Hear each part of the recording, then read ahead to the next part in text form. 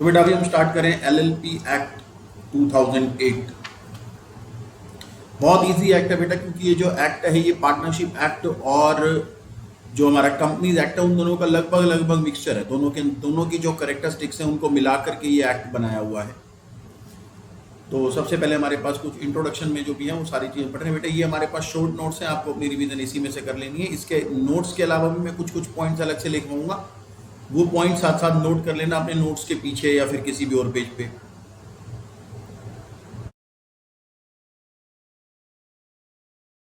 तो बेटा ये एक्ट एलएलपी एक्ट जो प्रेजेंट हुआ था जब बनाया था, तो बेटा पास तो वैसे ये 2009 में हुआ था जो एनफोर्स में आया था, बट जो ये एक्ट है बेटा हमारे पास एलएलपी एक्ट 2008 है। जब इसको फर्स्ट टाइम बनाया गया था तो बेटा बनाया गया था 2007 में, प्रेजेंट किया। उसके बाद फाइनली जब तक प्रेसिडेंट की असेंट मिलती जब तक ये एक्ट बनता, 2009 में फाइनली एक्ट बना। तो एलएलपी एक्ट 2008 और ये एनेक्टेड है बेटा फॉर प्रेसिडेंट की जो असेंट मिली हमारे को वो मिली 7 जनवरी 2009 को। चलो जी, अब बेटा ये एक्ट हमने बनाया क्यों है? क्योंकि जो ओरिजिनल पार्टनरशिप एक्ट था 1932, उस वाले एक्ट में बेटा हमने बहुत सारी कमियां देखी हैं। कौन कौन सी कमियां? एक तो उसके अंदर फर्म का जो पार्टनरशिप का जो रजिस्ट्रेशन है वो कंपलसरी नहीं है, ऑप्शनल है, करवाना है करवाओ, नहीं करवाना मत करवाओ। इसका मतलब बिना किसी कानून के दायरे में आए आप अपना बिजनेस चला सकते हो पार्टनरशिप फर्म वाले व्हीकल को यूज करके। व्हीकल मीन्स आप किस फॉर्म में बिजनेस चला रहे हो। तो पार्टनरशिप फर्म बना करके आप बिना किसी कानून के दायरे में आए, बिना किसी कंप्लायंसेस के उस पर्टिकुलर एक्ट में आप अपना बिजनेस चला सकते हो। तो एलएलपी एक्ट एक तो उस पार्टनरशिप को थोड़ा सा फॉर्मलाइज करने के लिए, उसको गवर्न करने के लिए बनाया गया।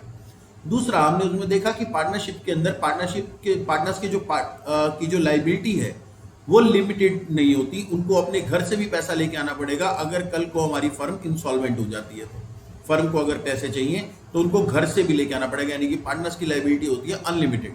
जबकि LLP act, limited liability partnership act, बेटा ये नाम से बता रहा है कि यहां पर हमने लाइबिलिटी को क्या कर दिया? लिमिटेड। और जब हम बोलते हैं लिमिटेड लाइबिलिटी, इसका मतलब ये नहीं है कि हमने फर्म की लाइबिलिटी को लिमिटेड कर दिया, नो। लिमिटेड लाइबिलिटी का मतलब है कि हमने पार्टनर्स की लाइबिलिटी को लिमिटेड किया है, कि पार्टनर्स को अपने घर से पैसे लाने की जरूरत नहीं पड़ेगी accept in case of fraud. जब ये साबित हो जाएगा कि किसी पार्टनर ने कुछ धोखे से कुछ काम किया है, किसी को डीफ्रॉड करने की कोशिश की है, तो उस केस में उसको अपने घर से पैसे लाने पड़ेंगे, अदरवाइज उसकी कोई पर्सनल लाइबिलिटी नहीं है। एक और पॉइंट जिस पर पार्टनरशिप से ये अलग है, पार्टनरशिप के अंदर हम पढ़ते थे बेटा, पार्टनरशिप का जो मेन बेस होता है वो होता है उसका म्यूचुअल एजेंसी, कि एक पार्टनर हर पार्टनर का एजेंट है।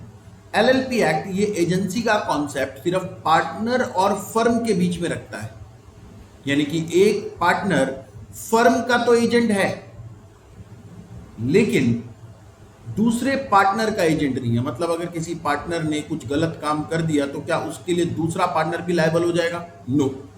पार्टनरशिप एक्ट में क्या होता था, एक पार्टनर ने अगर कोई काम किया तो उसके लिए दूसरा पार्टनर भी लायबल रहेगा, इसको हम बोलते थे म्यूचुअल एजेंसी। और अगर किसी एक पार्टनर ने कुछ डीफ्रॉड करा तो उसके लिए दूसरे पार्टनर की लायबिलिटी भी बनी रहती थी। यहां पर ऐसा नहीं होगा। तो कुछ कमियों को दूर करने के लिए और बिजनेस स्ट्रक्चर को थोड़ा सा फॉर्मलाइज करने के लिए, स्टैट्यूटरी रिक्वायरमेंट्स के अंडर लाने के लिए उसको एलएलपी एक्ट को बनाया गया। ठीक है जी।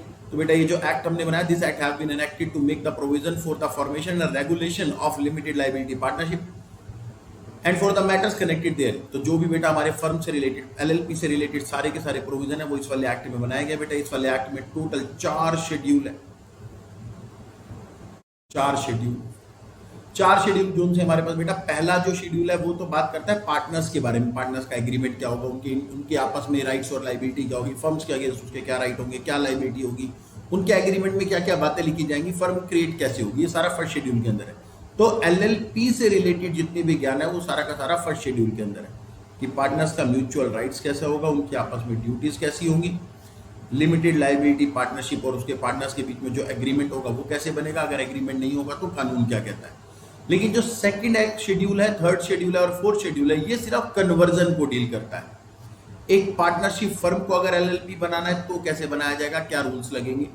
एक प्राइवेट कंपनी को जब एलएलपी बनाया जाएगा तो क्या रूल्स लगेंगे, और अनलिस्टेड पब्लिक कंपनी को जब एलएलपी में कन्वर्ट किया जाएगा तो क्या रूल्स लगेंगे। हमारे पास फिलहाल पूरा का पूरा एक्ट नहीं है हमारे पास। मेजरली जो हमने कवर करना है वो कवर करना है फर्स्ट शेड्यूल, और फर्स्ट शेड्यूल का भी पूरा का ज्ञान नहीं लेना, सिर्फ ट्रेलर है फाउंडेशन लेवल पे हमारे पास। एलएलपी एक्ट इसके बाद हम ना इंटर लेवल पे पढ़ेंगे ना फाइनल लेवल पे पढ़ेंगे। तो इसके ऊपर जो गवर्निंग अथॉरिटी है बेटा, एलएलपी में जो गवर्निंग अथॉरिटी है वो कौन है? Ministry of corporate affairs and registrar of companies. तो बिल्कुल जो कंपनीज को गवर्न करते हैं बेटा वही अथॉरिटी गवर्न करेगी लिमिटेड लायबिलिटी पार्टनरशिप को, क्योंकि दोनों का करेक्टर सेम है। दोनों के केसेस में हमने जो मेंबर्स हैं, कंपनी के केस में मेंबर्स और एलएलपी के केस में पार्टनर्स, उनकी लायबिलिटी हमने लिमिटेड कर रखी है। तो इनको कंट्रोल करने का, इनके ऊपर जो स्टैट्यूटरी रिक्वायरमेंट है वो थोपने का जो अधिकार दिया गया है वो किसको दिया गया है?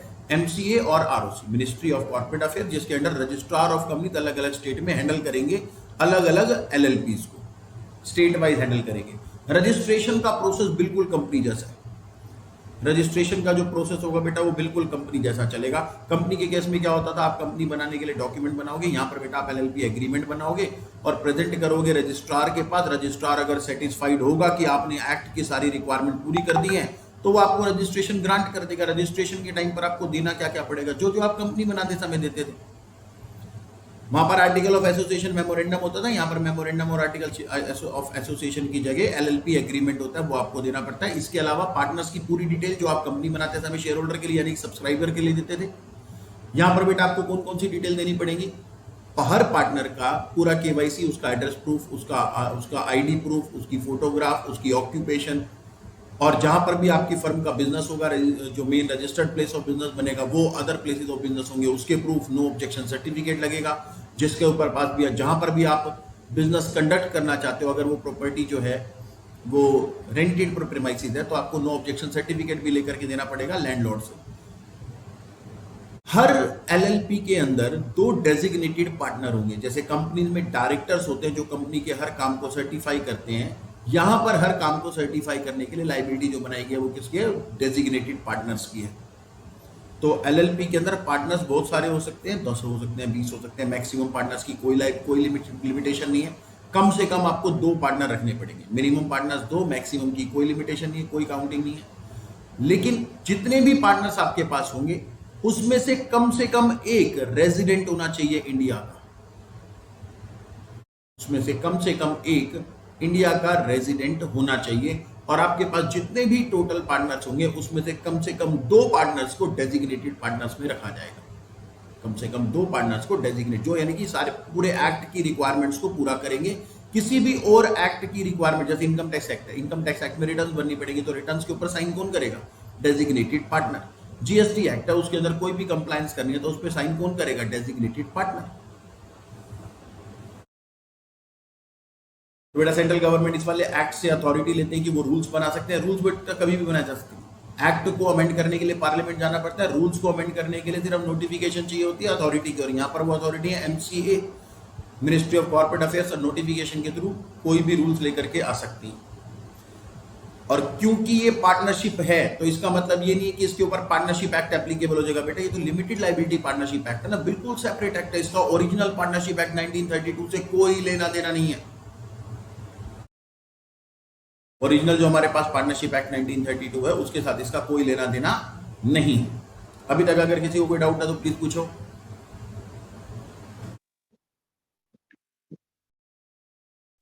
No sir.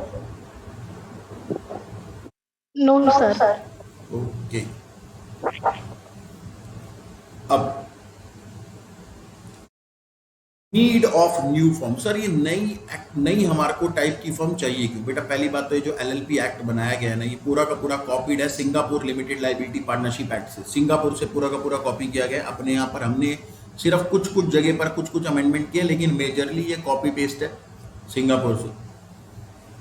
ठीक है, तो हमको यहाँ पर ये एलएलपी की रिक्वायरमेंट क्यों पड़ी वो तो बेटा हम ऊपर अभी डिस्कस कर चुके हैं। क्योंकि जो हमारे पास पार्टनरशिप एक्ट है बेटा उसमें बहुत सारी कमियां हैं और उसके अंदर कोई गवर्निंग बॉडी नहीं है, रजिस्ट्रेशन कंपलसरी नहीं है, पार्टनर्स की लायबिलिटी अनलिमिटेड है। एक पार्टनर ने कुछ गलत काम कर दिया सारे पार्टनर अंदर जाएंगे, सबके ऊपर पर्सनल लायबिलिटी आ जाएगी। लेकिन वो सारी कमियां दूर करने के लिए और इसको एक फॉर्मल स्ट्रक्चर देने के लिए, एक कॉर्पोरेट आइडेंटिटी देने के लिए, जिसके ऊपर एक कंट्रोल होगा, किसी कानून का कंट्रोल होगा, आपको कंप्लाइंसेस करनी पड़ेगी। हाँ, कंपनीज एक्ट जितनी कंप्लाइंसेस नहीं होती एलएलपी के अंदर, बट फिर भी आपको कंप्लाइंसेस करनी पड़ती कुछ एक्सटेंट तक, जो पार्टनरशिप एक्ट में बिल्कुल भी नहीं थी। तो इसके अंदर एक जिम्मेदारी बन जाती है। ठीक है, इसको हम क्या बोलते हैं, गवर्नेंस वाला मॉडल है ये। गवर्नेंस वाला मतलब इसके अंदर सब कुछ पारदर्शी रहेगा, सब कुछ भी इसके अंदर छुपा हुआ नहीं रहेगा। आप काम करोगे, आप साल के अंदर कुछ भी कमाओगे, कुछ भी आपने सेल करी, कोई बिजनेस करा, कोई ट्रांजेक्शन करी, वो आप रिपोर्ट करोगे किसी अथॉरिटी को। तो एलएलपी के ऊपर भरोसा बनेगा नॉर्मल पार्टनरशिप के मुकाबले। नॉर्मल पार्टनरशिप किसी एक्ट में कवर्ड ही नहीं है, कहीं पर रजिस्टर्ड नहीं है। पार्टनरशिप फर्म बना दी बिना किसी रजिस्ट्रेशन के बना रखी, तो उसके ऊपर भरोसा करना थोड़ा सा मुश्किल हो जाता है। लेकिन इस पे भरोसा किया जा सकता है, क्योंकि ये एक इनकॉर्पोरेटेड एंटिटी है जो एक पर्टिकुलर एक्ट में रिपोर्ट करती है मिनिस्ट्री ऑफ कॉर्पोरेट अफेयर्स को, रजिस्ट्रार ऑफ कंपनीज को। तो जो रिपोर्टेबल एंटिटी होती है, मान के चलते हैं क्योंकि उसने रिपोर्ट आगे देनी है, तो कुछ सोच समझ के ही काम होगा। तो कॉर्पोरेट गवर्नेंस वाला मॉडल अप्लाई करना था पार्टनरशिप के ऊपर। तो हमने एक कॉम्बिनेशन बनाया कॉर्पोरेट का और पार्टनरशिप। कॉर्पोरेट मतलब इनकॉर्पोरेटेड एंटिटी, और पार्टनरशिप के अंदर जो फ्लेक्सिबिलिटी होती है वो वाली फ्लेक्सिबिलिटी के साथ, और लिमिटेड लाइबिलिटी जो कॉर्पोरेट के अंदर मिलती है, उनको मिला करके हमने ये एक्ट तैयार किया है।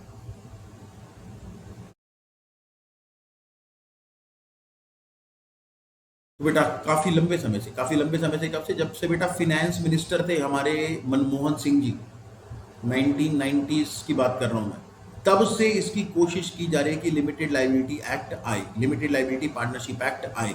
तो वो जाकर के फाइनली एनैक्ट हुआ 2008 में, 2008 से वो एप्लीकेबल हुआ। तो ये बेटा बिल्कुल नॉर्मल लैंग्वेज है, काफी लंबे समय से हमें इसकी रिक्वायरमेंट थी और वगैरह वगैरह वगैरह। तो हमने बेटा एलएलपी बनाया। कॉन्सेप्ट क्या था एलएलपी को लाने का, वो देखने वाली बात है बेटा। हम इसके अंदर ऑल्टरनेटिव ढूंढ रहे हैं, किसका, ट्रेडिशनल पार्टनरशिप, यानी कि जो पार्टनरशिप हम बनाते हैं 1932 वाले एक्ट में, उसका ऑल्टरनेटिव चाहिए, जहां पर पार्टनर्स की क्या होती है, अनलिमिटेड लाइबिलिटी है। लेकिन हमें चाहिए बेटा लिमिटेड लाइबिलिटी, और एक ऐसी एंटिटी चाहिए जो किसी ना किसी कानून में रिपोर्टिंग करती हो, गवर्नेंस के अंडर कवर। गवर्नेंस का मतलब होता है बेटा सब कुछ पारदर्शी होगा, मतलब उसके अंदर कुछ छुपा हुआ नहीं रहेगा, कुछ हिडन फैक्ट्स नहीं होंगे, कुछ छुपाया नहीं जाएगा किसी के अंदर। तो जब सब कुछ सामने क्लियर होगा, एविडेंट होगा, तो उसको बोलते हैं बेटा गवर्नेंस वाला स्ट्रक्चर है, यानी कि फ्रॉड की संभावनाएं कम हो जाएगी। This form of organization permits individual partners to be insulated from joint liability of any partner's business decision। तो पहले क्या होता है पार्टनरशिप एक्ट के अंदर कि अगर किसी पार्टनर ने कोई डिसीजन लिया, उसकी लाइबिलिटी सभी पार्टनर के ऊपर आ जाती है। लेकिन यहां पर क्या होगा, अगर किसी पार्टनर ने अपनी अथॉरिटी में रहते हुए बिजनेस से रिलेटेड कोई डिसीजन लिया, तो उसकी लाइबिलिटी पूरे बिजनेस पर पड़ेगी, बट किसी पार्टनर को वो इंडिविजुअली हॉन्ट नहीं करेगी। ऐसा नहीं करेगी यार एक्स ने अगर ऐसा कर दिया, वाई को रात को नींद नहीं आ रही, एक्स और वाई पार्टनर है, एक्स ने कोई बिजनेस डिसीजन लिया और वाई को लगता है अगर ये उल्टा पड़ गया तो इससे तो मेरे को भी उठा के ले जाएगी, मुझे मेरे ऊपर पर्सनल लाइबिलिटी आ सकती है। यहां पर ऐसा नहीं होता बेटा एलएलपी एक्ट के अंदर। तो बनाने का मेजर पर्पस क्या था, वो हमने 4 पॉइंट पहले पढ़े। एक, कॉर्पोरेट गवर्नेंस वाला मॉडल लाना है जिसके अंदर सब कुछ क्लियर कट हो, जिसके अंदर एक अथॉरिटी होगी जो कंट्रोल करे। दूसरा, पार्टनर्स की लाइबिलिटी कैसी होगी, लिमिटेड होगी। म्यूचुअल एजेंसी का जो कॉन्सेप्ट होगा वो फर्म और पार्टनर्स के बीच में रहेगा, पार्टनर और पार्टनर्स के बीच में नहीं रहेगा। ठीक है, तो ये जो सारे पॉइंट हैं इनको ध्यान में रखते हुए हमने एलएलपी एक्ट तैयार किया। तो एलएलपी बेटा क्या बन गया, एक हाइब्रिड एंटिटी बन गई जिसमें कंपनी और पार्टनरशिप के मिले जुले कैरेक्टरिस्टिक्स हैं। कंपनी वाली मेजर कैरेक्टरिस्टिक बेटा कौन कौन सी आई, एक तो कॉर्पोरेट गवर्नेंस वाला मॉडल है, रिपोर्टिंग एंटिटी बन जाएगी एमसीए को, और लाइबिलिटी कैसी हो जाएगी पार्टनर्स की, लिमिटेड। पार्टनरशिप वाले हमारे पास कौन कौन से पॉइंट्स अवेलेबल है बेटा, यहाँ पर अभी भी पार्टनर्स है, पार्टनर कभी भी फर्म छोड़ के जा सकते हैं। ठीक है, फ्लेक्सिबिलिटी भी है बिल्कुल पहले जैसे, बट अब लाइबिलिटी कैसी हो गई है, अनलिमिटेड, और गवर्नेंस का मॉडल मिल गया है। इतना सा काम सर, इसके अंदर परपेचुअल सक्सेशन भी आ गया है। सॉरी, बीच में क्लास में बताया है कॉम्प्रोमाइज और अरेंजमेंट हो गया। तो कॉम्प्रोमाइज और अरेंजमेंट क्या हो सकता है, बिल्कुल हो सकता है, लेकिन याद रखिएगा आप ये मत सोचिएगा कि ये तो कंपनी एक्ट लग जाएगा, ना ना ना, एलएलपी एक्ट खुद ही लगेगा। राइट नाउ हम बात करें क्या एक फर्म, एक अनलिस्टेड पब्लिक कंपनी और एक प्राइवेट कंपनी क्या एलएलपी को लाना चाहिए, तो कल को क्या वो एक एलएलपी में कन्वर्ट। अरे क्या चलाया बेटा किसी ने, सर पता नहीं किसने क्या चला। सर मैं कह रहा था परपेचुअल सक्सेशन का पॉइंट भी इसके अंदर कवर हो जाएगा ना एलएलपी में।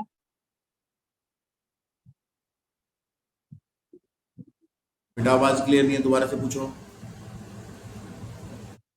सर परपेचुअल सक्सेशन का पॉइंट भी इसके अंदर बिल्कुल बिल्कुल बिल्कुल बेटा, कंपनी की जो भी करेक्टरिस्टिक्स हमने पढ़ी हैं वो सारी की सारी यहां पर एप्लीकेबल हो जाएंगी। अभी हम पढ़ेंगे वैसे करेक्टरिस्टिक्स, तो डेफिनेशन भी पढ़ेंगे एलएलपी की, उस डेफिनेशन के अंदर भी मेजर करेक्टरिस्टिक्स आ जाएंगी। कंपनी की सभी करेक्टरिस्टिक यहां पर मान के चलो ऑटोमेटिकली एप्लीकेबल है।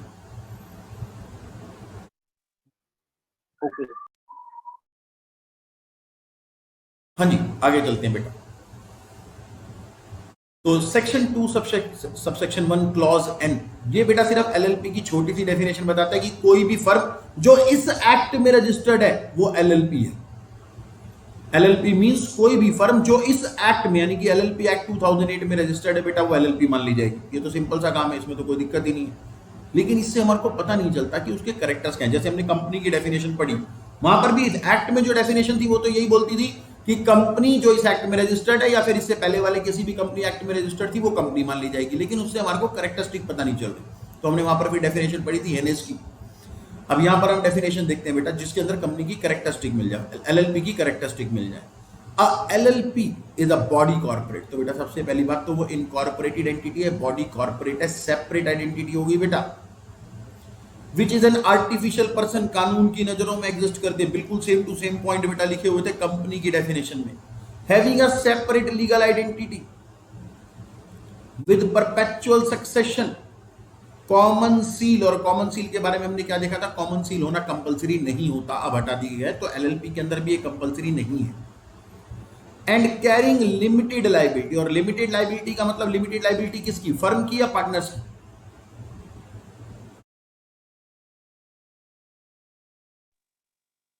पार्टनर्स की सर। पार्टनर्स की। फर्म की लाइबिलिटी लिमिटेड नहीं होती बेटा। अगर फर्म ने किसी के को 1 करोड़ रुपए का लोन ले रखा है तो फर्म को तो 1 करोड़ देना ही पड़ेगा, चाहे उसके पास पैसे नहीं है। हाँ, बाद में ऐसा हो सकता है कि फर्म को इंसॉल्वेंट डिक्लेयर करवा दिया जाए, लेकिन फिर भी पार्टनर से घर से पैसे नहीं मंगाए जाएंगे, पार्टनर से घर से पैसे नहीं मंगाए जाएंगे।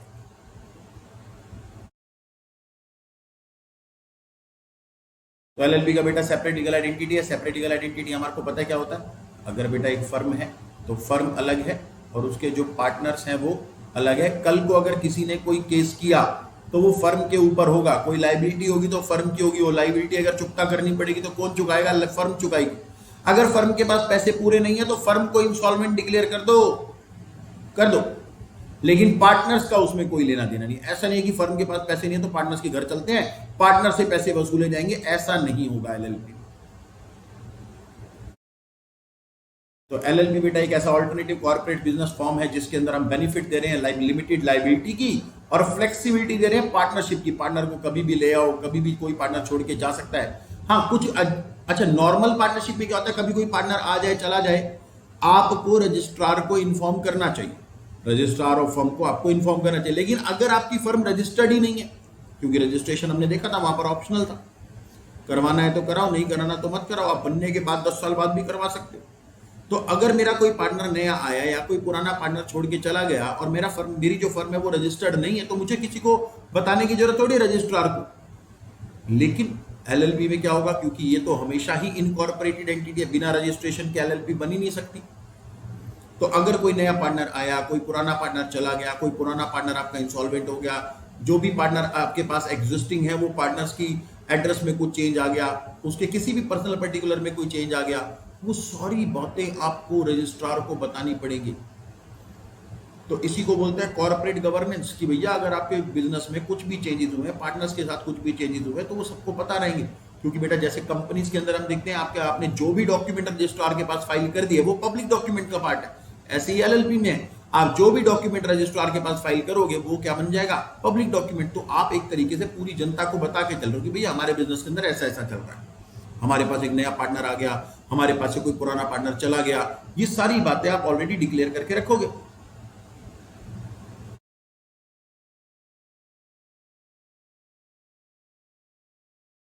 चलो, तो बेटा एलएलपी, ये पॉइंट हम ऑलरेडी पीछे पढ़ चुके हैं कि एलएलपी जो है वो हाइब्रिड है। हाइब्रिड होता है बेटा मिक्स, जिसके अंदर दोनों के कैरेक्टरिस्टिक्स हैं, एलएलपी के भी यानी सॉरी पार्टनरशिप के भी और कंपनीज के भी। अब ये जो कैरेक्टरिस्टिक्स यानी कि सैलिएंट फीचर्स हमारे को नजर आ रही है, मेजरली वही के वही मिलेंगे जो हमने कंपनीज एक्ट के अंदर पढ़े। कंपनी के जो कैरेक्टरिस्टिक है, मेजर कैरेक्टरिस्टिक हमारे को यहां पर मिलेंगे। Same to same. तो हम ज्यादा डिटेल में नहीं पढ़ेंगे, इसको ऊपर ऊपर से एक बार डिस्कस करेंगे, आप अपने आप इसको रीड करोगे। LLP is the body corporate. Body corporate मतलब रजिस्टर्ड एंटिटी है, एक सेपरेट आइडेंटिटी बन जाएगी, पार्टनर अलग हो जाएंगे और फर्म अलग हो जाएगी। Act provides LLP is a body corporate formed and incorporated under this act and is a legal entity separate from its partners. Partners अलग, फर्म अलग। और यही पॉइंट बॉडी कॉर्पोरेट का रजिस्ट्रेशन ही इसको ये कैरेक्टरिस्टिक देता है बेटा। नेक्स्ट, सेपरेट लीगल एंटिटी, क्योंकि वो बॉडी कॉर्पोरेटेड है, एक इनकॉर्पोरेटेड एंटिटी है, कानून को ये नजर आती है, तो इसके हिसाब से इसकी सेपरेट लीगल एंटिटी है। यानी कि एलएलपी अपने नाम पे प्रॉपर्टी ओन कर सकती है, एलएलपी अपने नाम पे कोई किसी के ऊपर केस भी कर सकती है, एलएलपी के नाम पर उसके ऊपर केस भी किया जा सकता है। एलएलपी की प्रॉपर्टी पार्टनर्स की जॉइंट प्रॉपर्टी नहीं होती। नॉर्मल पार्टनरशिप में वो जॉइंट प्रॉपर्टी होती है, बट एलएलपी के केस के अंदर तो क्योंकि एलएलपी खुद से एक आर्टिफिशियल पर्सन है, एक ज्यूडिशियल पर्सन है, एक सेपरेट लीगल एंटिटी है, तो उस केस में क्या होगा,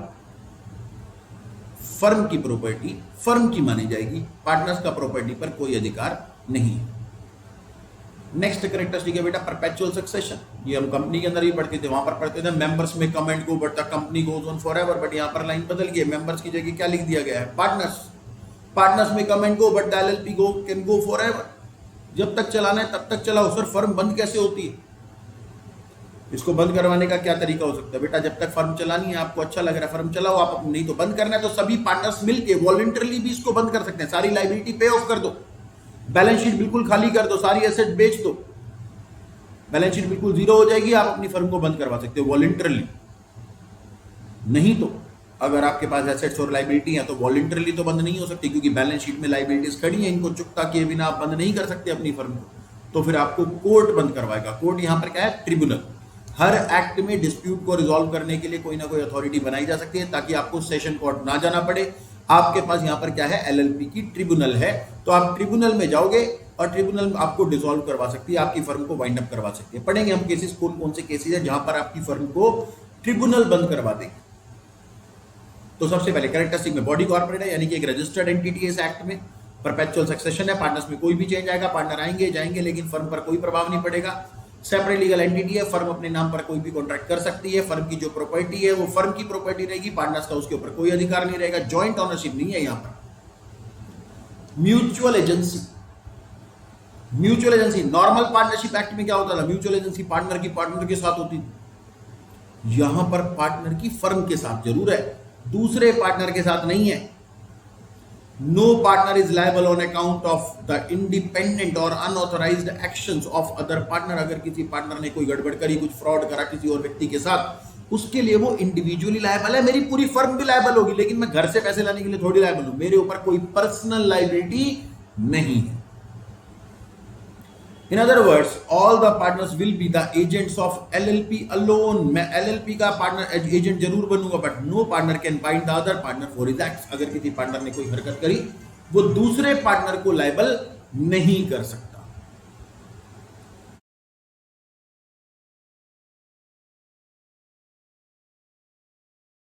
आर्टिफिशियल लीगल पर्सन, बेटा ये 3 पॉइंट हो गए एक साथ। जैसे हम बोल रहे हैं यहाँ पर एक तो कॉर्पोरेट एंटिटी है, सेपरेट लीगल एंटिटी है, ये मिलता ही तब है भैया जब आपको कानून की नजरों में आर्टिफिशियल लीगल पर्सन का दर्जा मिला हुआ है, कि आप कानून की नजरों में आपकी फर्म एग्जिस्ट करती है। और अगर वो एग्जिस्ट करती है तो भैया उसके पास सभी अधिकार है, बस सिटीजन के अधिकार नहीं। सिटीजन वोट डालने का अधिकार, ये वाले अधिकार नहीं मिलेंगे जो सिटीजन को मिलते हैं। रेजिडेंट के सारे अधिकार इसको मिलेंगे। तो बेटा कानून ने बनाया, कानून इसको बंद भी कर सकता है, कानून के द्वारा इसको बंद कर, और कानून इसको बंद करने के 2 रास्ते बताता है, वॉलंटरली या फिर ट्रिब्यूनल के थ्रू। अच्छा, ये पॉइंट हमने बेटा कंपनीज एक्ट में भी पढ़ा था कि कंपनी की एक इंडिविजुअल की तरह ये का बिजनेस जरूर कर सकती है, बाकी सारे अधिकार मिलेंगे, लेकिन इसको जेल नहीं भेजा जा सकता, ये कसम नहीं खा सकती, इसकी शादी भी नहीं हो सकती। बिल्कुल सीधी सी बात है, शादी नहीं होगी तो डिवोर्स कैसे होगा? किसी प्रोफेशन को भी कैरी ऑन नहीं कर सकते। ये सारी बातें कंपनी एक्ट के अंदर लिखी होती है। कॉमन सील क्या होते हैं बेटा? कॉमन सील होते हैं बेटा एक ऐसा स्टैम्प जो कंपनी में भी हमने देखा था, एलएलपी में क्या होगा? स्टैंप लगेगी, मान लिया जाएगा ये डॉक्यूमेंट एलएलपी ने साइन किया है, बट ये कॉमन सील कंपल्सरी नहीं है। It is not mandatory for LLP to have common seal. और कॉमन सील अगर है एलएलपी के पास अपनी स्टैंप है, तो वो बेटा कॉमन सील लगाते समय आपको ये जरूर मान के चलना है कि कम से कम 2 डेजिग्नेटेड पार्टनर एलएलपी के उस डॉक्यूमेंट को साइन जरूर करेंगे। ऐसा नहीं कि सिर्फ स्टैंप लगा दी हो गया काम, नहीं नहीं नहीं, 2 डेजिग्नेटेड पार्टनर साइन नहीं करेंगे तब तक इस सील का भी कोई मतलब नहीं। तो इसका मतलब देखा जाए तो लिखा जरूर हुआ है कॉमन सील, बट इसका कोई इफेक्ट नहीं है, होना ना होना सब बराबर है। कम से कम कितने लोगों के सिग्नेचर चाहिए आपको? 2 डेजिग्नेटेड पार्टनर। लायबिलिटी कैसी होगी बेटा? लिमिटेड। लिमिटेड मतलब पार्टनर्स की लायबिलिटी लिमिटेड है। Every partner of LLP is for the purpose of business of LLP is the agent of LLP but not of the other partner। सीधी सी बात भैया, LLP का agent जरूर हो लेकिन बाकी पार्टनर्स का एजेंट नहीं होता। The liability of the partner will be limited to their agreed contribution. तो एग्रीमेंट के अंदर मैंने जितना भी पॉइंट लिख रखा कि मैं इतने पैसे इस फर्म के अंदर डालने के लिए तैयार हूं, मेरी सिर्फ लायबिलिटी वहीं तक है। लेकिन अगर ये बात साबित कर दी जाए कि मैंने कोई काम किया है जिससे फ्रॉड या नेग्लिजेंस प्रूव हो जाए,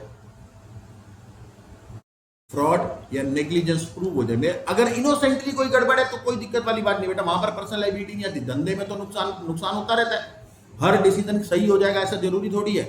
लेकिन अगर आपने जानबूझ के धोखा देने की नीयत से कोई काम किया है, उसके लिए सजा मिलेगी। वहां पर आपकी लायबिलिटी लिमिटेड नहीं होगी, वहां पर कोर्ट ऑर्डर देगा और आपकी लायबिलिटी अनलिमिटेड बना दी जाएगी। ये तो हम कंपनी एक्ट में भी पढ़ते थे। वहां पर हम देखते थे पियर्सिंग ऑफ कॉर्पोरेट व्हील और लिफ्टिंग ऑफ कॉर्पोरेट व्हील का कॉन्सेप्ट होता था कि अगर कंपनी बनाई गई है फ्रॉड की नियत से तो कॉर्पोरेट व्हील हटा देंगे, पीछे देखेंगे बैठा कौन है। यहां पर भी यही काम, अगर किसी पार्टनर ने कोई फ्रॉड किया है, जानबूझ के कोई भी गड़बड़ करी है धोखा देने के लिए, तो बेटा उसकी पर्सनल लायबिलिटी बनेगी। वहां पर लायबिलिटी लिमिटेड नहीं है। बिजनेस की मैनेजमेंट कौन करेगा? सर बिजनेस की मैनेजमेंट नॉर्मली डेजिग्नेटेड पार्टनर्स करते हैं, यानी कि पार्टनर्स ने ही संभालना है। कंपनी में इससे थोड़ा सा अलग बात है। कंपनी में क्या होता है, शेयर होल्डर अलग होते हैं, डायरेक्टर्स अलग होते हैं। लेकिन पार्टनरशिप के अंदर, एलएलपी के अंदर कुछ कैरेक्टरिस्टिक्स जो है वो पार्टनरशिप वाली है कि मैं ही धंधे का मालिक हूं और मैं ही धंधा चलाऊंगा। तो यहाँ पर मैनेजमेंट सेम रहेगी जो डेजिग्नेटेड पार्टनर होगी, but only the designated partners are responsible for the legal compliance. थोड़ी देर पहले मैं बता भी रहा था कि अगर हमारे पास 20 पार्टनर है फर्म के अंदर, लेकिन कम से कम आपको 2 डेजिग्नेटेड पार्टनर चाहिए होंगे ताकि वो लीगल कंप्लायंसेस कर सके। लीगल कंप्लायंसेस, इनकम टैक्स की रिटर्न भरने कौन साइन लगाएगा? Designated partner. जीएसटी की रिटर्न भरने कौन साइन लगाएगा? Designated partner. एमसीए के कोई फॉर्म फाइल करने, साल खत्म होते बेटा हर साल 6 महीने के अंदर स्टेटमेंट ऑफ सॉल्वेंसी फाइल करनी पड़ती है। इसको सॉल्वेंसी की स्टेटमेंट, अपने अकाउंट्स प्रेजेंट करने पड़ते हैं। एमसीए के पास कौन साइन लगाएगा? Designated partners. Minimum and maximum number of partner, कम से कम 2 होने चाहिए, ज्यादा से ज्यादा की कोई लिमिट नहीं है बेटा, नो मैक्सिमम लिमिट। बिजनेस होगा प्रॉफिट के लिए होगा, सीधी सी बात है बेटा, अर्न करना है। इसके अंदर कोई भी आप एलएलपी बना के, कंपनी बना करके आप नॉन प्रॉफिट वाली ऑर्गेनाइजेशन बना सकते हो। कंपनी में आप नॉन प्रॉफिट वाली ऑर्गेनाइजेशन बना सकते हो, एनपीओ जिसको बोलते हैं सेक्शन 8 कंपनीज। एलएलपी में नहीं हो सकता। LLP can not be formed for charitable और नॉन इकोनॉमिक पर्पसेस। इन्वेस्टिगेशन क्या है बेटा? अगर सेंट्रल गवर्नमेंट को लगता है कि मैंने जो भी एलएलपी बनाई है वो किसी गलत काम के अंदर इन्वॉल्व है, वो गलत काम हो सकता है देश विरोधी, वो गलत काम हो सकता है टैक्स चोरी, किसी भी वजह से अगर उनको लगता है कि हमने कुछ गड़बड़ कर रखी है तो वो हमारे ऊपर इन्वेस्टिगेशन करवा सकते हैं। एलएलपी के ऊपर इन्वेस्टिगेशन चलाई जा सकती है सेंट्रल गवर्नमेंट के द्वारा। कॉम्प्रोमाइज और अरेंजमेंट, बेटा एक एलएलपी किसी दूसरी एलएलपी के साथ जाकर के मर्ज हो सकती है। किसी भी कंपनी को एलएलपी में कन्वर्ट किया जा सकता है। अनलिस्टेड पब्लिक कंपनी, ऑब्वियसली हमने पीछे पढ़ा था बेटा, 3 अलग अलग शेड्यूल थे, शेड्यूल 2, 3 एंड 4। फर्म को कन्वर्ट कर सकते हैं, प्राइवेट कंपनी को कन्वर्ट कर सकते हैं, अनलिस्टेड कंपनी को कन्वर्ट कर सकते हैं। किसमें? एलएलपी में। कुछ रूल्स हैं, वो रूल्स फॉलो करेंगे तो हम कन्वर्जन कर सकते हैं। Conversion, E filing of document, बेटा हर साल फाइनेंशियल ईयर कंप्लीट होते ही 6 महीने के अंदर, जैसे 31 मार्च को फाइनेंशियल ईयर कंप्लीट हुआ, 30 सितंबर लास्ट डेट है फॉर्म फाइल करने की, उस फॉर्म 8 बोलते हैं उसको, फॉर्म 8 फाइल करने की, जिसको बोलते हैं statement of solvency and statement of accounts. वो आपको फाइल करने पड़ते हैं। कहां पर फाइल करने पड़ते हैं? एमसीए के पास, मिनिस्ट्री ऑफ कॉर्पोरेट अफेयर्स के पास, रजिस्ट्रार के पास आप अपने डॉक्यूमेंट फाइल करोगे। फॉरेन एलएलपी, जैसे फॉरेन कंपनी थी बेटा, रजिस्ट्रेशन कहीं हो रहा है, प्लेस ऑफ बिजनेस या फिर किसी भी तरीके का बिजनेस कनेक्शन इंडिया में, तो defines foreign limited liability partnership as limited liability partnership formed, incorporated और registered outside India। बनाई तो भारत के बाहर है लेकिन उसका प्लेस ऑफ बिजनेस कहां पर है? भारत के अंदर, तो हम उसको क्या बोल सकते हैं, फॉरेन एलएलपी। क्या एलएलपी के पार्टनर्स हो कौन सकते हैं? पहली बात हमने बेटा ऊपर पढ़ा कि पार्टनर्स कम से कम कितने होने चाहिए, क्या गया पार्टनर्स मिनिमम, ये 10th पॉइंट, कम से कम 2 पार्टनर्स होने चाहिए, ज्यादा से ज्यादा कितने भी हो सकते हैं, कोई लिमिटेशन नहीं है। लेकिन बेटा ध्यान रखने वाली बातें क्या है, पार्टनर बनने के लिए 2 ही लोग एलिजिबल हैं, इंडिविजुअल और बॉडी कॉर्पोरेट।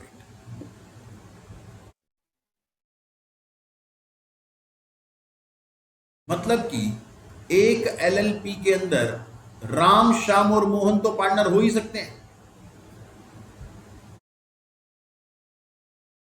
क्योंकि वो इंडिविजुअल हैं। साथ में एक्स प्राइवेट लिमिटेड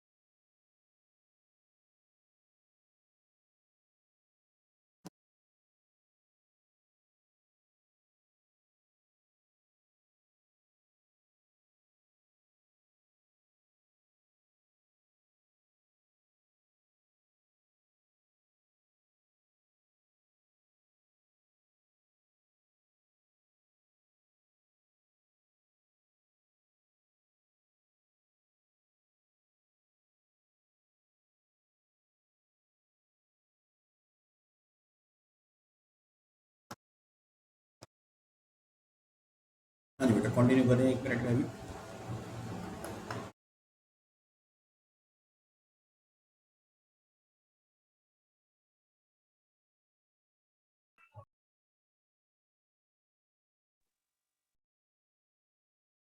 हाँ जी, तो बेटा एलएलपी का अगर पार्टनर आपको बनना है, तो पार्टनर बनने के लिए आपको या तो इंडिविजुअल होना पड़ेगा या तो बॉडी कॉर्पोरेट होना पड़ेगा, ठीक है। और अगर इंडिविजुअल भी और बॉडी कॉर्पोरेट मतलब जो भी इनकॉर्पोरेटेड एंटिटी है, भारत के अंदर इनकॉर्पोरेटेड एंटिटी जो है वो फिलहाल या तो कंपनी हो सकती है या तो एलएलपी हो सकते हैं। यानी कि एक एलएलपी के अंदर राम, श्याम, मोहन तो पार्टनर हो ही सकते हैं। साथ में पार्टनर कौन बन सकता है, एक्स प्राइवेट लिमिटेड,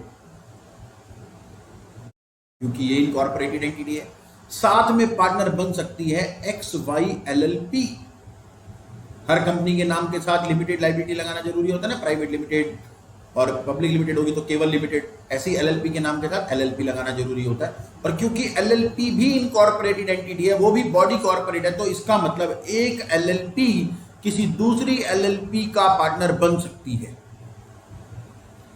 लेकिन इस बात को ध्यान रखना, क्योंकि हर एक एलएलपी के अंदर कम से कम 2 डेजिग्नेटेड पार्टनर चाहिए होते हैं, और ये डेजिग्नेटेड पार्टनर नहीं बन सकते। डेजिग्नेटेड पार्टनर केवल इंडिविजुअल हो सकते हैं। इसका मतलब हर एलएलपी में कम से कम आपको 2 इंडिविजुअल्स चाहिए होंगे। हर एलएलपी में कम से कम 2 इंडिविजुअल्स आपको चाहिए होंगे।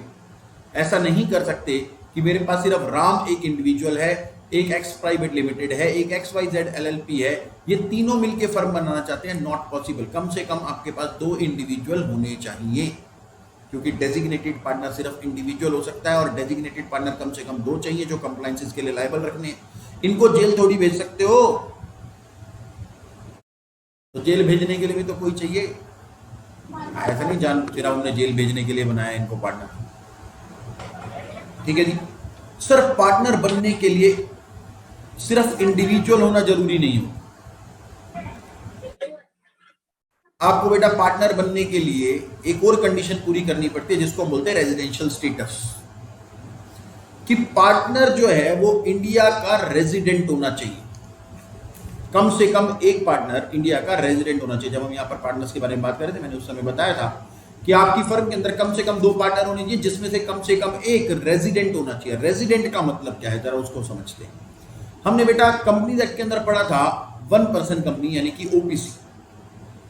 125 दिन इंडिया में। वहां पर हमने देखा था अगर कोई भी व्यक्ति पिछले साल में, प्रीवियस फाइनेंशियल ईयर में, प्रीसीडिंग फाइनेंशियल ईयर में 120 डेज इंडिया में रहा है या उससे ज्यादा इंडिया में रहा है तो वो रेजिडेंट है। ये ओपीसी के अंदर है बेटा। ये ओपीसी के बारे में स्पेसिफिकली कंपनीज एक्ट में लिखा गया है। वहां पे ये नहीं लिखा गया कि वो रेजिडेंट होना चाहिए। उन्होंने सीधा बोला कि वो 120 दिन भारत में रहा हो। लेकिन जो नॉर्मली जो रेजिडेंशियल स्टेटस होता है बेटा, वो रेजिडेंशियल स्टेटस 120 दिन से नहीं आता। रेजिडेंशियल स्टेटस बनाने के लिए हमारे पास कंडीशंस है। तो एलएलपी के अंदर अगर आपने रेजिडेंशियल स्टेटस चेक करना है तो आप ओपीसी वाले 120 दिन भूल जाओ भैया। एलएलपी का रेजिडेंशियल स्टेटस क्या होता है जी? पिछले साल में, यानी कि प्रीवियस फाइनेंशियल ईयर में, प्रीवियस ईयर में व्यक्ति ने भारत के अंदर कम से कम 182 दिन गुजारे हों। 182 days stay in India.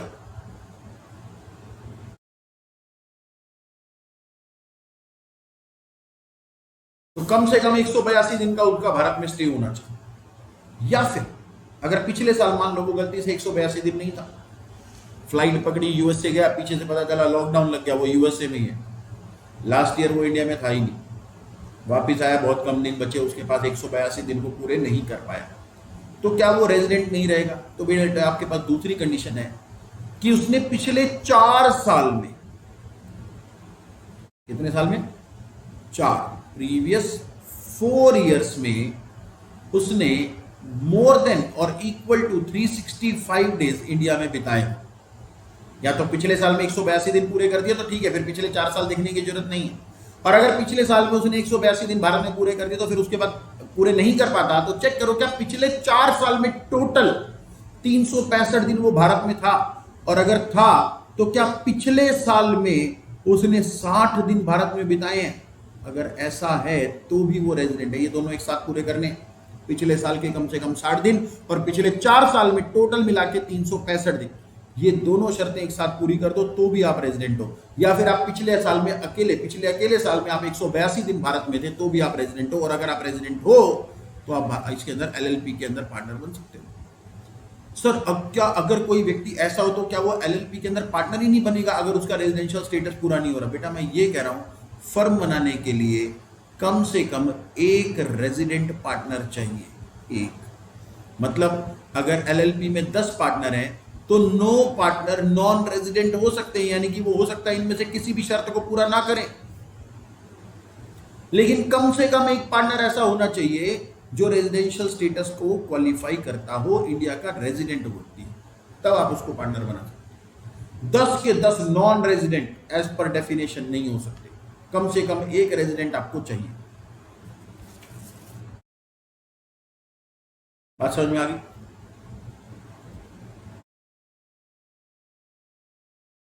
LLP बनाने के फायदे क्या है बेटा? ये तो हमने पीछे इतनी सारी देर से यही डिस्कशन कर रहे थे कि एलएलपी लायक क्यों है। हालांकि बेटा अगर मैं प्रैक्टिकल सिनेरियो आपको बताऊं तो एलएलपी का जो एक्ट है ये बहुत बेकार एक्ट है। लोग नहीं बनाना चाहते एलएलपी, सरकार भी नहीं चाहती एक तरीके से, वो ऐसा मना नहीं करते खुल के, बट पीछे से कुछ ऐसी हरकतें कर देते हैं कि पता चल जाता है कि हाँ ये नहीं चाह रहे यार, तुम एलएलपी को आगे कंटिन्यू करो। हो सकता है कुछ 1-2 साल के अंदर ही बंदी हो जाए एलएलपी, लेकिन फिलहाल अपने सिलेबस में है तो हम इसके बारे में डिस्कस करते हैं कि हमको फायदे बताने हैं एलएलपी के। तो बेटा ऑर्गेनाइज्ड और कॉर्पोरेट स्ट्रक्चर है, क्योंकि एक्ट के अंडर आता है, रिपोर्टिंग भी होती है, ठीक है। फ्लेक्सिबिलिटी है, ज्यादा आपके ऊपर लीगल कंप्लाइंसेस नहीं है बेटा। लीगल कंप्लाइंसेस इसमें है क्योंकि रजिस्ट्रेशन लेना पड़ेगा, हर बात सरकार को बतानी पड़ेगी, साल के अंत में आपको अपने अकाउंट्स भी देने पड़ेंगे, अपनी स्टेटमेंट ऑफ सॉल्वेंसी भी फाइल करनी पड़ेगी, सारे काम आपको करने हैं, लेकिन उतने भी नहीं करने जितने कंपनी को करने होते, ठीक है। उतने सारे काम नहीं करने आपको जितने कंपनी को करने होते हैं। तो आपके पास बहुत सारी एग्जम्पशन है, लीगल कंप्लाइंसेस आपके ऊपर है, बट कंपनी जितनी नहीं है, ठीक है जी। It enables professional and technical expertise and initiative to combine the financial risk taking capacity in an innovative and efficient manner। तो बेटा फाइनेंशियल रिस्क टेकिंग कैपेसिटी, इसका मतलब क्या होता है बेटा? लोगों का भरोसा बनता है बेटा एक इनकॉर्पोरेटेड एंटिटी के ऊपर, तो लोग इसको कर्जा भी देते हैं। पार्टनरशिप को कर्जा देने में बैंक्स को दिक्कत रहती है क्योंकि वहां पर फर्म का कोई रजिस्ट्रेशन कंपलसरी नहीं है, आपके पास पैन नंबर होता है, आप ITR फाइल करते हो, लेकिन किसी भी एक्ट में वो रजिस्टर्ड नहीं है। इन्होंने अगर कल को पार्टनर्स में कुछ चेंज कर लिया तो किसी को बताना भी नहीं है, तो बैंक थोड़े से खींचते हैं एक पार्टनरशिप फर्म को लोन देने से, वो दूर जाते हैं। लेकिन अगर एलएलपी होते तो एक इनकॉर्पोरेटेड एंटिटी है जो एमसीए को रिपोर्ट करती है, ठीक है, तो उसके पास थोड़े से ज़्यादा आयाम, थोड़े से उसके पास ज़्यादा ऑप्शंस होते हैं फिनेंस अरेंज करने के वगैरह वगैरह, ठीक है। It is easy to form कहने की बात है बेटा, लेकिन जितने एफर्ट कंपनी बनाने में लगते हैं उतने ही एफर्ट आपको एलएलपी बनाने में लगते हैं। LLP, in LLP form all partners enjoy limited liability, बिल्कुल ठीक बात है बेटा, पार्टनर्स की लायबिलिटी लिमिटेड होती है। फ्लेक्सिबल कैपिटल स्ट्रक्चर है, एग्रीमेंट के थ्रू आप अपने कैपिटल स्ट्रक्चर को बदल सकते हो। कंपनी में क्या होता है, कंपनी के अंदर बेटा अगर आपने नए शेयर इशू करने हैं ना, फॉर्म फाइल करो, ठीक है। यहाँ पर क्या होता है, एक आपकी जो कैपिटल है, कंट्रीब्यूशन है, वो आपने एक बार डिफाइन कर दिया एग्रीमेंट के अंदर, आपको बाद में चेंज करना है, आप चेंज करो। वहां पर भी आप चेंज कर सकते हो, बट आपको हर बात के लिए पहले अप्रूवल लेना पड़ता है। It is easy to dissolve, बिल्कुल कंपनी जैसा ही प्रोसीजर बेटा यहाँ पर होता है। कंपनी को डिसॉल्व करने के लिए जितनी मेहनत लगती है उतनी मेहनत यहाँ पर लगती है। ये सिर्फ गिनवाने की बातें हैं, जब हमको लिखना होगा पेपर में एडवांटेजेस, तो हम ये सारी बातें छापेंगे, ठीक है। प्रैक्टिकल सिनेरियो से एग्जामिनर का क्या मतलब, हालात क्या है। अब कुछ ऐसी बातें जो हमने इन नोट्स में अभी तक नहीं देखी है, कुछ कुछ बातें हैं बेटा वो अलग से, जरा उनको डिस्कस कर लेते हैं जो रह गई, तो बट इंपॉर्टेंट है आपके डिस्कशन के लिए।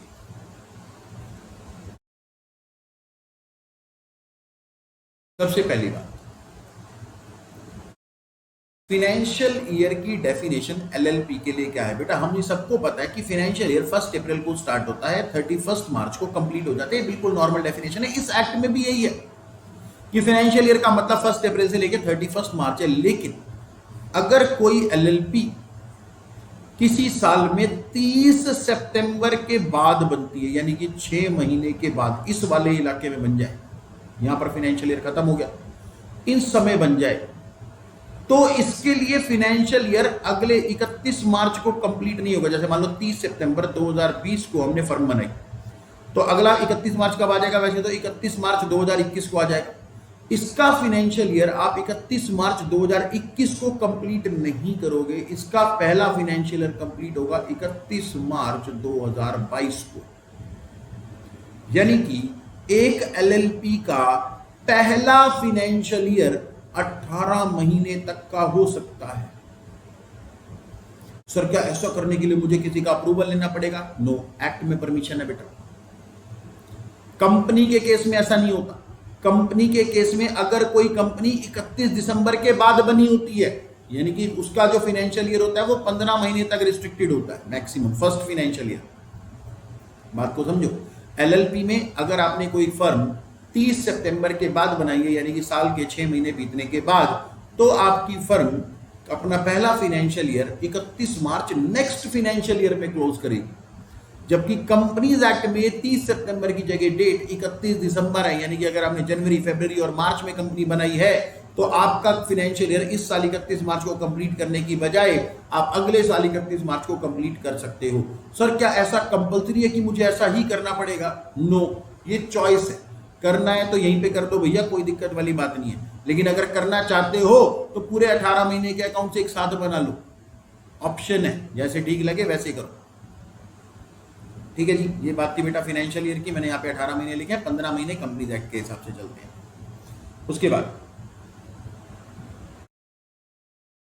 दूसरी बात बेटा, इनकॉर्पोरेशन के बारे में एक्ट में हमारी स्टडी मटेरियल में डिटेल लिखी हुई है इनकॉर्पोरेशन के बारे में। आप इसको एक बार सिंगल रीडिंग दोगे, और ये जो रीडिंग जब हम देंगे तो बेटा ये बिल्कुल निकल के आएगा सेम एज कंपनी, बिल्कुल कंपनी जैसी कहानी बेटा इसके अंदर हमारे पास आई। जो कंपनी के हमने प्रोसीजर पढ़े थे बेटा, वही के वही प्रोसीजर यहां पर एप्लीकेबल हो जाएगी। फिर उसके बाद तीसरी बात, कंपनी के रजिस्ट्रेशन में भी हमने देखा था, इनकॉर्पोरेशन में हमने देखा था कि आप नेम अप्रूव करवा सकते हो। नेम अप्रूवल मैंने आपको बताया था, आप नेम अप्रूवल का फॉर्म भर दो, नाम आपका हो गया, कुछ समय के लिए आपको नाम मिल जाएगा। यहाँ पर बेटा आप नेम अप्रूवल ले सकते हो, बिल्कुल वैसे इनकॉर्पोरेशन का प्रोसीजर है। यहाँ पर आपको 3 महीने के लिए नाम रिजर्व हो जाएगा। अगर आपने नाम अप्लाई कर दिया है, नाम मिल गया है, 3 महीने तक आपके पास पड़ा रहेगा। उसके बाद आपका मतलब 3 महीने के अंदर अंदर अगर आप अपनी फर्म इनकॉर्पोरेट कर लेते हो, तो ये जो नाम आपको मिला है इसी नाम से आपको फर्म मिल जाएगी। 3 महीने बाद फिर आपको दूसरा फॉर्म भरना पड़ेगा नेम अप्रूवल के लिए, फिर आपका नेम जो होगा वो एक्सपायर हो जाएगा।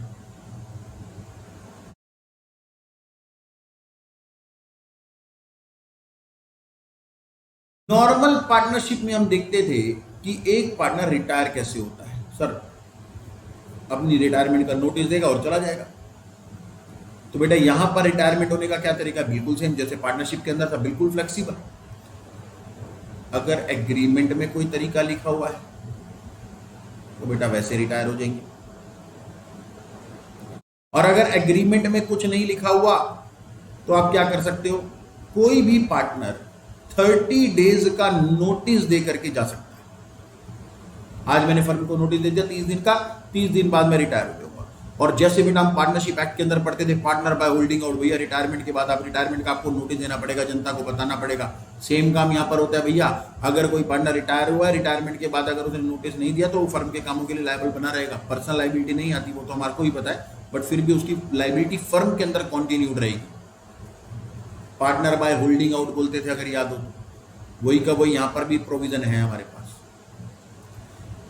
अगर पार्टनर के पर्टिकुलर में कुछ चेंजेस आए, पार्टनर के पर्टिकुलर्स में कुछ चेंजेस आए, पर्टिकुलर्स मतलब उसका एड्रेस बदल गया, उसने अपना नाम बदल लिया, नाम बदल लेते हैं लोग, न्यूज़पेपर में एडवर्टीजमेंट दो, एक एफिडेविट दो, कोर्ट में जाकर के मजिस्ट्रेट के सामने कसम खाओ कि मैं किसी धोखे की वजह से नाम नहीं बदल रहा, तो आप नाम बदल सकते हो। तो अगर किसी ने नाम बदल दिया, एड्रेस बदल दिया, उसका मैरिटल स्टेटस बदल गया, सरनेम बदल लिया किसी ने अपना, तो कुछ भी हुआ, अगर उसके फिर अपने खुद के पर्टिकुलर्स में कुछ चेंज आया तो बेटा उस पर्टिकुलर्स चेंज के बारे में इसको फर्म को बताना पड़ेगा। मैं फर्म को बताना की कह रहा हूं, कितने दिन में बताना पड़ेगा सर, 15 दिन में।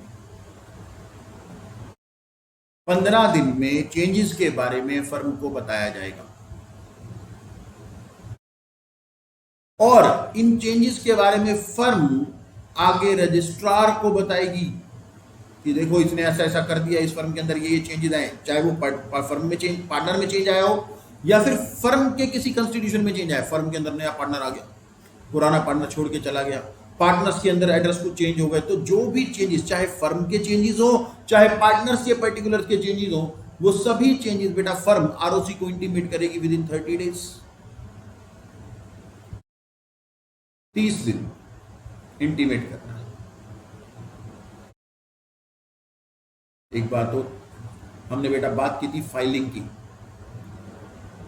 फाइनेंशियल ईयर कंप्लीट होते ही 2 महीने में तो एनुअल रिटर्न भरनी, 2 मंथ्स एनुअल रिटर्न भरनी पड़ती है। सबको नहीं भरनी पड़ती, कंडीशंस होती है बेटा, टर्नओवर की लिमिट होती है, तो आपको ये एनुअल रिटर्न भरनी पड़ती है। लेकिन फॉर्म 8 वो सबको भरना पड़ता है,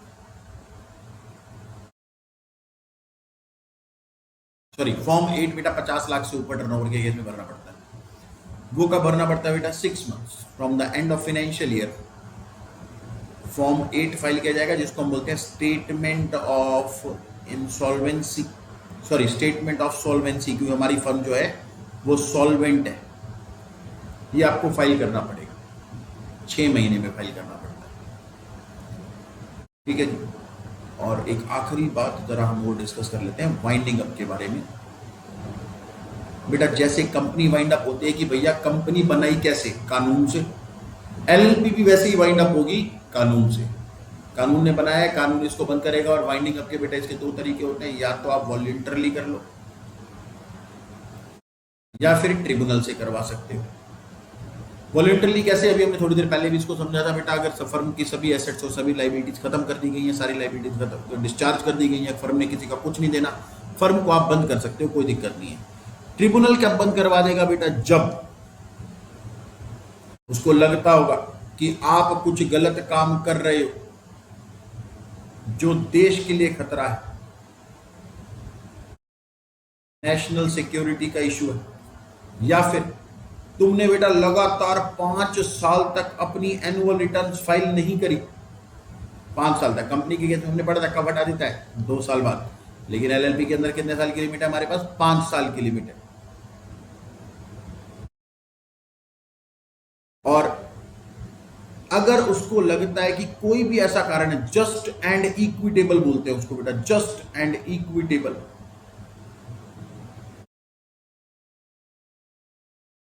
कि जब उसको लगता है कि कोई भी ऐसा कारण है जिसकी वजह से आपकी इस फर्म को बंद करवा देना चाहिए, या फिर हाँ, एक पॉइंट और है बेटा, अगर हमारी फर्म के अंदर जो पार्टनर है, कम से कम कितने पार्टनर होने चाहिए? 2 पार्टनर होने चाहिए। अगर आपकी फर्म के एक पार्टनर की डेथ हो गई या फिर एक पार्टनर छोड़ के चला गया, नोटिस देके छोड़ के चला गया, अब फर्म के अंदर केवल एक ही पार्टनर बचा है और इसको इस बात का ज्ञान है कि अब मैं फर्म में अकेला पार्टनर हूं। लेकिन एलएलपी तो ऐसी नहीं हो सकती, एलएलपी के अंदर तो कम से कम 2 पार्टनर आपको चाहिए। लेकिन आपने एक ऐसा ही एक ही पार्टनर है फर्म के अंदर और उसको पता है कि मैं अकेला पार्टनर हूं और ये 6 महीने तक बिजनेस चला रहा है। 6 महीने बीत चुके हैं, अभी तक फर्म के अंदर कोई नया पार्टनर लेके नहीं आया। बेटा नए पार्टनर के आने की समय सीमा है 6 महीने। 6 महीने के अंदर आप नया पार्टनर लेकर के आ सकते हो। लेकिन अगर कोई नया पार्टनर नहीं आ रहा और पुराने पार्टनर को पता है कि भैया एक पार्टनर जा चुका है, 6 महीने बीत चुके हैं, अब आपकी फर्म को बंद करवा देंगे। साथ में इसकी गलती है ना, इसके ऊपर पेनल्टी भी लगाएंगे। इसको पता था, इसको नहीं पता होता ना फिर पेनल्टी ना लगती, लेकिन क्योंकि इसको पता था और ये फर्म को 6 महीने से चला रहा है, तो बेटा आपकी फर्म को बंद करवा दिया जाएगा। सर अगर मान लो कोई पार्टनर फॉरेन ट्रिप पे गया हुआ है, 2 पार्टनर हैं ए और बी, बी फॉरेन ट्रिप पे गया यूके। अब इन ए को लगता है कि बी यूके में है, बी का यूके में कोई एक्सीडेंट हो गया और इसकी डेथ हो गई। ए को इस बारे में कोई जानकारी नहीं मिली कि बी की डेथ हो चुकी है। क्या अभी भी ए के ऊपर कोई लायबिलिटी बनती है कि वो फर्म को बंद कर दे या फिर कोई नया पार्टनर ले आए? इसको पता ही नहीं है कि बी की डेथ हो चुकी है, 6 महीने बीत चुके। बेटा 6 महीने तब से काउंट किए जाएंगे जब से आपका पार्टनर एग्जिस्टेंस में नहीं था या फिर आपके इस बचे हुए पार्टनर को उसका ज्ञान हो चुका। जैसे इसको इंफॉर्मेशन मिलेगी तब से 6 महीने स्टार्ट होंगे। ऐसा नहीं है बी की डेथ हो गई अगर 1 जनवरी को, 3 को 4 महीने बाद पता चला 1 मई को, तो बेटा यहां से स्टार्ट होंगे वो 6 महीने, यहां से स्टार्ट नहीं होंगे। ठीक है जी। तो ये बेटा कुछ रूल्स हैं, बाकी आपको अपने आप से पढ़ना है। और आपको बुक में से जो एक चीज इंपॉर्टेंट है स्टडी मटेरियल में से, वो आपने क्या पढ़नी है बेटा? स्टडी मटेरियल में आपने पढ़ना है बेटा डिफरेंस एलएलपी का और पार्टनरशिप का, और एलएलपी का और फर्म उसका कंपनी का। तो ये डिफरेंस आपको पढ़ना है ध्यान से, ठीक है। हालांकि इसके अंदर पढ़ने में कोई दिक्कत नहीं आएगी क्योंकि बेटा हमने पार्टनरशिप एक्ट पढ़ रखा है, हमने कंपनीज एक्ट पहले पढ़ रखा है और अब हमने एलएलपी पढ़ लिया है, तो आपको करेक्टर्स वगैरह का सारा ज्ञान है। आप डिफरेंस खुद भी क्रिएट कर सकते हो बिना पढ़े, बट एक बारी फिर भी रीडिंग लेनी चाहिए, ठीक है। तो एक बारी की जगह 2 बारी कम से कम रीडिंग लो, ठीक है जी। तो बेटा ये हो गया हमारे एलएलपी की रिवीजन, और ये हमारा सत्संग आज का यहीं पे समाप्त करेंगे। Thank you sir. Thank you sir.